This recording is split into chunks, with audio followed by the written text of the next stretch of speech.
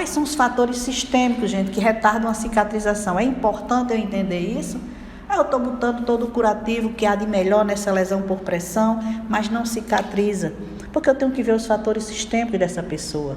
A gente tem que fazer a anamnese, a gente tem que fazer a consulta de enfermagem, a gente tem que ter o diagnóstico de enfermagem, que as pessoas têm que entender que a enfermagem faz muito, tem muito conhecimento e precisa estar embasado cientificamente nas nossas atitudes. Então, se eu trato uma ferida, fazer curativo por fazer, qualquer um faz, joga soro, bota gás, como todo mundo acha. Mas eu tenho que entender que existem fatores. Quando eu vou tratar uma ferida, eu preciso conhecer os fatores clínicos desse paciente, porque interfere no processo. É tabagista? É etilista? Qual a idade? O que eu estava falando, que esses fatores, eu tenho que estar atento ao processo de cicatrização. Os fatores que interferem só são locais? Não. Os fatores sistêmicos são primordiais. Então, se o paciente fuma, ele retarda o aporte de oxigênio, é deficiente, é importante eu saber. O etilista, ele pode traumatizar, machucar, bater. É difícil. A idade, a gente sabe, paciente, quanto mais idoso, mais velho, menos produção de colágeno. Existem várias lesões próprias do idoso. As doenças crônicas, as comorbidades, hipertensão, diabetes, enfim, muitas doenças. As alterações nutricionais e hidroeletrolíticas. Não adianta eu fazer um curativo se o paciente não tem o que comer. Precisa de alimentação. A alimentação é que nos dá energia e força. Então, a nutrição é fundamental, as questões hidroeletrolíticas, perdas, sais minerais, se o paciente está urinando, tudo tem que ser observado. Não é fazer uma anamnese, realmente, exame físico do paciente, para entender todas as necessidades dele. Outra questão, as drogas anti-inflamatórias e imunossupressoras interferem totalmente na cicatrização. Por isso que diz... Eu atendi muito paciente com lesão ulcerovenosa, o paciente sente dor e às vezes o paciente fica tomando anti-inflamatório indiscriminado. Eu estou tomando Tilex, Cataflan. Essas medicações têm um tempo, não ficar o resto da vida, porque eles têm efeito negativo na cicatrização. Hoje já existem curativos específicos para tratar dor local, o ibuprofeno localmente, então a gente não pode estar usando. É a mesma coisa dos antibióticos. O paciente tem uma ferida, tem que tomar antibiótico porque está com a ferida. Depende, pessoal. Prescrição médica, avaliação.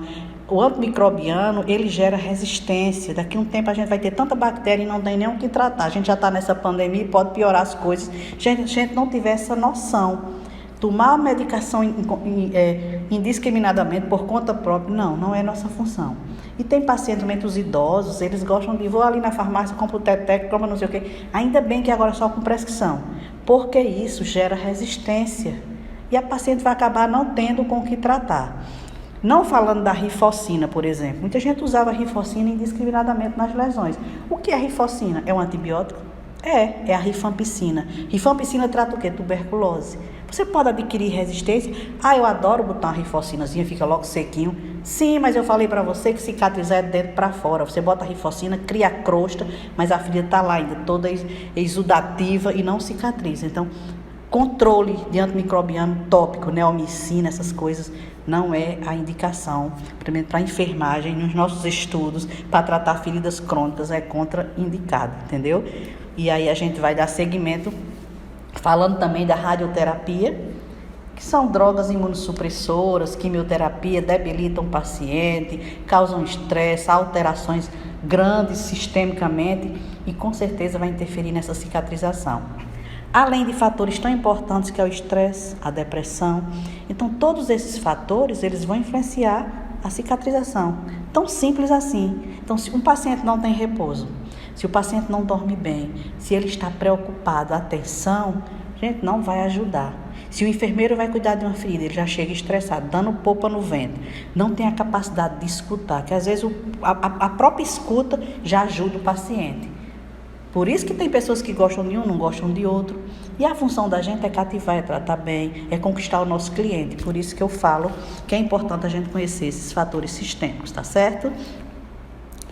Falamos dos sistêmicos. Existem outros fatores locais? Existem sim. Temperatura. Hoje existem equipamentos que eu vou mostrar mais na frente para mensurar a temperatura. Até para prevenção de pé diabético. As áreas que têm maior calor, existe mais risco da lesão. A gente fala que na inflamação, a temperatura, o calor, Então, é importante saber essa temperatura.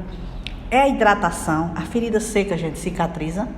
Não, hoje o meio úmido, né, que tem a cicatriz, o equilíbrio desse meio. O paciente que não toma água, a gente é fonte de água. Se a gente não se hidrata, o nosso corpo fica seco, então é difícil também. Suprimento de oxigênio. Oxigênio é o nosso ar, a gente sem ele não vive. A ferida também não vai cicatrizar na falta dele. Infecção, pronto, aí matou, botou infecção na ferida, proliferou, exudato e começa a disseminar. E tem gente que tem sepsis, tem ferida que mata com infecção, porque ela pode generalizar, ela pode gerar uma osteomielite, pés diabéticos que se aprofundam, lesão por pressão, ela pode acometer ossos, esses ossos eles podem ter infecção, gerar uma osteomielite e daí disseminar e o paciente tem uma sepsis e a óbito. Então, é sério? É. Outro fator local, a extensão da ferida. Se uma ferida é imensa, ontem mesmo eu recebi uma ferida imensa, eu pensei, como deixaram chegar a isso? Será que ninguém viu? Quando está nas últimas, uma pessoa até de outro país, manda uma lesão imensa para você e diz, olha, o que é que eu faço? Eu digo, como é que deixa chegar aqui? Não é possível, onde essa pessoa esteja, que não tem um profissional, mas a gente se surpreende com as coisas que a gente se depara. Uma ferida, uma extensão, tudo começa de pouquinho, por isso a importância da prevenção. Outro fator, o hematoma. O edema, gente, retarda a cicatrização. Aí falando em edema, eu vou dar um lembrete a vocês. Vocês lembram das úlceras venosas, né, que tem muito edema, que o paciente que a gente usa a bota de Una, para que serve aquela bota? Ela é uma terapia contensiva, ela diminui o edema. Por isso que a bota de Una acelera o processo de cicatrização, porque ela reduz o edema. A gente manda fazer o exercíciozinho de panturrilha e consegue cicatrizar. Então, tratar não é só, usa a bota. Se eu botasse uma bota no paciente, mas eu não dissesse para ele, faz o exercíciozinho de panturrilha, eleva esse membro, faz isso. Se a gente não disser isso, se eu não tiver outros conhecimentos, eu estou enxugando gelo. Corpos estranhos, pessoal, outra coisa, você vai fazer um curativo, joga gás, fica um pedaço do gás, vai o cabelo, cai um fio de cabelo lá em cima da ferida, retarda, é corpo estranho, o corpo não aceita. Então, atenção como eu vou preparar essa questão da ferida no local, que vai retardar. Outro ponto importante que a gente não pode esquecer, tecido necrótico. Tecido necrótico, a ferida não anda, não existe cicatrização. Primeira avaliação que a gente vai ver sobre o triângulo de feridas, sobre o Old Bait Preparation, que é preparo do leito da ferida, primeiro ponto, tira a necrose. Qualquer avaliação, qualquer necrose, eu removo. Aí eu vou achar as técnicas de como eu vou desbridar. E outro ponto importante, lembrem disso, terapia tópica, ela pode retardar o processo de cicatrização. Ah, mas alguém disse que eu usasse isso. Estuda para ver se aquilo funciona. Eu não vou estar usando tudo que vem na minha frente. Eu vou botar pimenta aqui em pó nessa ferida. Não, disseram óleo de rã, eu preparo uma rãzinha. Eu já recebi paciente com mamão, com cimento de mamão numa ferida, porque ele ouviu falar em papai, em mamão papaya. Quer dizer, em papaina, que é outra coisa que desbrida. Ele veio com uma ferida cheia de... Então, terapia tópica. Bota neomicina e tem um monte de coisa. Colagenase, já vi botar colagenase em ferida de primeira intenção. Lembrando, primeira intenção é a sutura. Eu vou botar colagenase em sutura.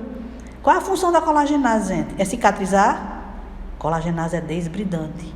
Desbridamento. Se não tem necrose, não tem indicação de usá-la. E muito menos se ela tiver clorafenicol. Pelo amor de Deus. Colagenase com clorafenicol, nem pensar. Tá certo? Então, depois vocês estudem porque o assunto não é ainda os produtos, mas só lembrando que não custa lembrar a vocês.